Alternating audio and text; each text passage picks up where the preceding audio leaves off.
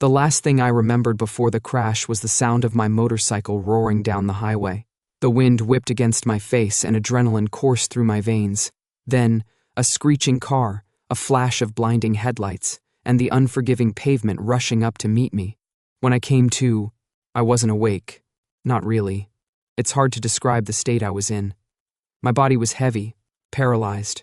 But my mind, it was sharp, like a blade slicing through the fog. I heard voices, faint at first, then clearer. The beeping of machines, the sterile smell of antiseptic. I was in a hospital. Male, mid-20s, motorcycle accident, a voice said. Male. That was me. I wanted to scream, to tell them I was still here, but my lips wouldn't move. My eyelids felt glued shut. Panic swelled inside me, a storm with no outlet. Then I heard him. The doctor, his voice was calm, practiced, but there was something off about it, something cold.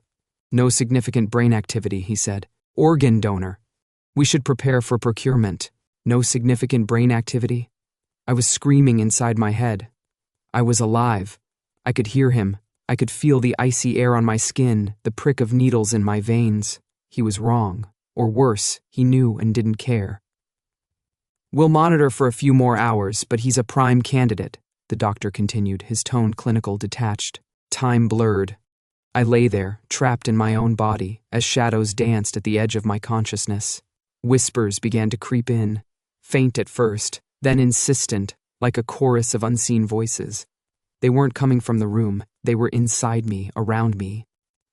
He's done this before, one voice said, trembling with anger. Don't let him take you, another whispered, this one softer, filled with sorrow. The voices grew louder, overlapping in a chaotic symphony. I felt their presence, cold and oppressive, pressing against my mind. Spirits.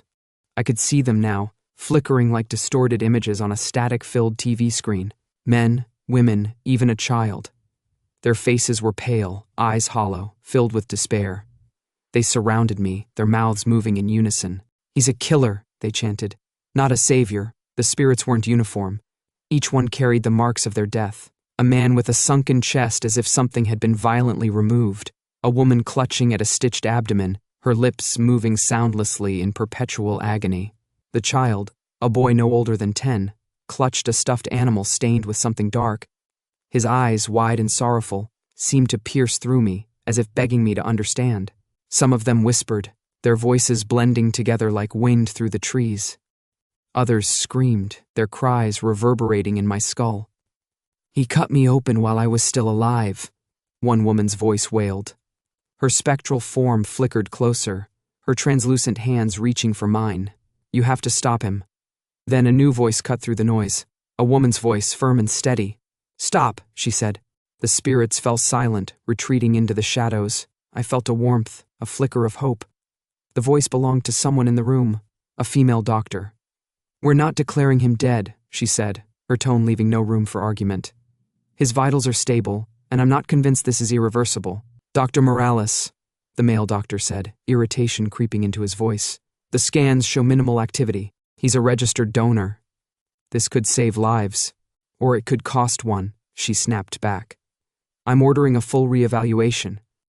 I wanted to cry, to thank her, to tell her I was still here. The warmth of her voice fought against the cold grip of despair. The male doctor muttered something under his breath, but he didn't argue further. The spirits returned, but their presence was different now. They weren't angry or desperate. They were watchful, protective. Hours passed, or maybe days. I'm not sure. The female doctor stayed by my side, monitoring me, advocating for me. Her determination was a lifeline, pulling me back from the edge. And then, it happened. A spark, a flicker of movement. My finger twitched.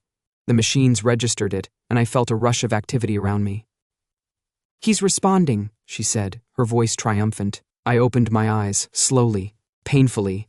The light was blinding, but I didn't care. I was alive, truly alive. The male doctor was gone, but the spirits weren't. They lingered in the corners of the room, their hollow eyes fixed on me. I knew they couldn't rest, not yet. Not until justice was served. Even now, weeks later, I can't forget what I saw. The faces of the dead haunt my dreams, their whispers echoing in my mind. I've started digging into the male doctor's past, determined to uncover the truth. Dr. Morales has been helping me. Together, we've found enough to suspect that the spirits were right. He's done this before. I survived, but I can't walk away. Not when so many others didn't. Not when their voices still cry out for justice. My story didn't end with the crash. It began there. And I'll see it through, no matter what it takes. Like, subscribe and don't forget to hit the bell icon to never miss a scare.